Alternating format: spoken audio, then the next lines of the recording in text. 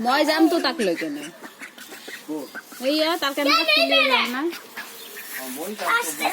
যাক আপুনি যাক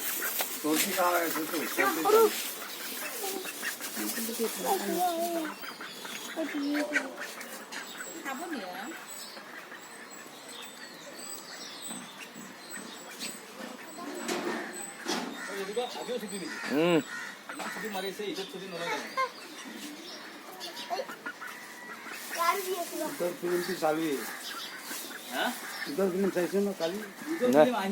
ঈদৰ ফিল্ম আহি আছে সলমান খানৰ নহয় কিবা বেলেগ নাম দিছে এবাৰ किसका जान किसका भाई सलमान खान तो শাহৰুখ খান আছে কিসকা জান কিসকা ভাই